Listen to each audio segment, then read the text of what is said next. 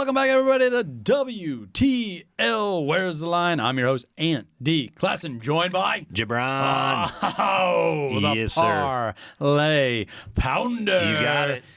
You've been keeping us the edge of our seat here. Yeah. You kind of dangled a parlay play with this last segment. You gotta listen through. We're gonna listen through. We are gonna get it this time. You got it. And we are diving right into college football and kind of some ranked teams across the nation here. And here we go. Let's start off with one that we know that's going to attract a lot of eyeballs. That is Notre Dame versus kind of the surprise Syracuse Orange, where they're the favorites. Yeah. 2.5-point favorites over the Golden Domers. That's going to be an ABC. What is that, an 11 o'clock kickoff? 11 o'clock kickoff, right away on College Football Saturday. Like you said, Syracuse sitting some books at 2, some at 2.5, Andy, there. Yep. And then a lot of books sitting at the over-under, sitting at 48. Yep. This Syracuse team lost their undefeated season last week, but it was it was to Clemson, who never loses. They had them. They had him.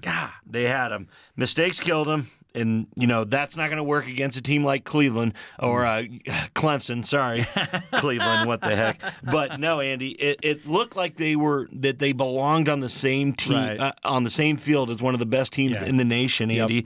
And I think the way that they played last week could even be survivable against this Fighting Irish team. Right. That's been prone itself to lackadaisical errors and kind of turning the ball over a little bit. Are you saying Notre Dame might be overhyped here, overranked a little bit? Yeah, no, that's never happened. They're going to have to play a lot better if they want to win this game.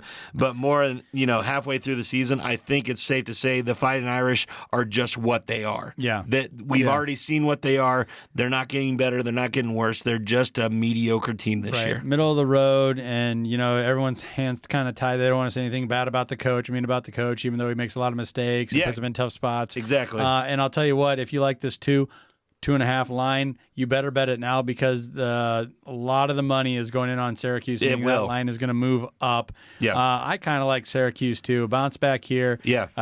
Chance to redeem themselves right away after a game that they really let slip through their hands against a good Clemson team that, hey, they know how to win. That wasn't a mistake. It wasn't a mistake. A lot of things had to bounce their way, but it wasn't a mistake that they won. And on the other side, you could say Syracuse is learning to win. Do that. Yeah, All Andy. right. And the Syracuse defense should give Notre Dame just a really, really tough time. Yeah. Syracuse Great wins defense. and covers. Defense. Yeah. Syracuse wins and covers. I like that. I'll go with you on that one. That might kill me, though. But anyway, all right. Let's go over to the SEC. Yeah. Gator country here. Florida taking on Georgia. Georgia's a heavy favorite. 22.5 points. That's a CBS 2:30 kickoff. Yeah, Andy, like you said, 22.5 point favorite for the number 1 Georgia Bulldogs, 7-0. The over-under sitting at 56.5 points, Andy. What can we say? Georgia rolled through Auburn and Vanderbilt by a combined score of 97-10. That's unbelievable. To get everything back on track and going into, a 2-week break pretty much. Yeah. It's a tough spot for your Gators, man. It's a really tough spot. It really is. I really don't think that they really have any shot here, Andy. I really think Georgia's going to put the points on them, upwards of 40 points. So I do like the over. You do? I do. Really? I know that a lot of people won't like it, Andy, but the way that Georgia, they've just been scoring a lot of points, and they just don't care when to stop either. So Florida going to turn the ball over. They might be able to, put a couple points a couple touchdowns on the board. Yeah, which will infuriate Georgia to even put even more points up on the board. I'm sitting here looking at a 45-17 win for the Bulldogs. So lock it in. I don't mind the covering. I don't get scared of these inflated point spreads. Can't. But Georgia's had a trouble hitting the over as of late, and 70% of the money right now is coming in on that over. I hate to take the public side on stuff like that. No, I got you. So you. I'll go the opposite way there. Obviously, Georgia's going to win straight up, but there's no value in that. Most books won't even let you bet it. Yeah.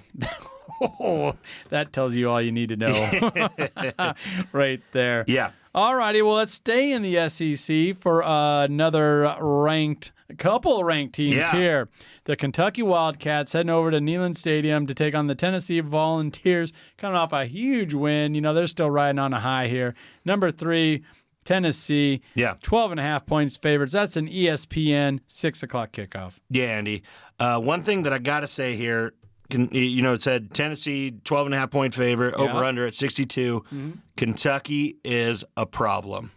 They're good. They're Everyone a good team. will be focusing on what's next with Tennessee's massive date against Georgia, but the University of Kentucky will bring something a little different with his style. It'll be enough to hang around and make everyone freak out a little bit. You think so? Do I think they're going to win? No. Do I think they can cover this? Yes. Okay. The lack of the Wildcat pass rush is going to be the huge issue in how Tennessee's going to squeak by in this one. But I do think it's going to be one of those real tight games like Tennessee 30, Kentucky 26. So I believe they cover in a big way, give Tennessee a scare, but Tennessee overall gets it done. And we've seen it before with Tennessee. You know, they don't blow everybody out. No. I mean, they've been blowing everybody out, but they don't always cover the spread. Yeah, and they kind of get in their own way. They know that they're better than this team. They know that they got the explosive players if they need to. They're going to kind of roll out in this game, Andy, and say, "Oh, we're going to beat the hell out of these guys," and it just going to be that third quarter when they need to turn it on and get back in the game and everything. But I do not think that they will cover, and they'll be lucky if they squeak out with a win here, but I like Tennessee to win, Kentucky to cover. Okay, well, and Tennessee is 6-1 in their last 7 games against the spread. They've hit the over 11 of their last 13 games. That's why it's so high. And obviously, they are straight up 7-0. Pretty tough to bet against the Volunteers here. Yeah. But you're not getting too wild with it. You're just saying Kentucky can keep it within 12.5. Yeah. No, it's just. I just have a feeling that Tennessee's just overlooking these guys heading into Georgia. Kentucky's a problem. They're a good football team. They're 19th in the nation. I'll give you a slight lean. I'll give you a slight lean on the Wildcats. Heck yeah. That's all you're going to give me. All righty, let's head on out west, sucker. Yeah. The Stanford Cardinal, they are big-time underdogs here to the number 12 ranked UCLA, UCLA. They are a 16.5 point favorite. That is a late 9:30 kickoff on ESPN. You know, it's hard to believe, but it's been happening a couple of years now, how down Stanford really is. Yeah, no, it just seems since like 2015, 2016, they had a lot of really, really good teams in the, early teen years with, Christian McCaffrey, all those guys. Andrew Luck, Colby Fleener, all those guys. The kid out of Omaha, he's an offensive lineman now for he's out of Millard. Yeah, Harrison, I believe is his name. Okay. Yeah. But yeah, it just seems like they're kind of on a downhill, I think they'll be tough enough throughout to keep this one from getting out of hand, Andy. But the defense that's been so good over the last few weeks is going to struggle against UCLA. Dorian Thompson from UCLA, their quarterback, is going to be really, really good. He's going to be spinning it. Yeah, he's going to be spinning it. I do believe that, it kind of gets a little bit out of hand in the third and fourth quarters. UCLA winning this one 41-24. All right, so you have him smacking that over then. Yes. And that's where 100% of the bets are going right now. Dang. Is on that over, and it's 66.5. It is. It's a lot of points. Oh, my God. These teams just score, man.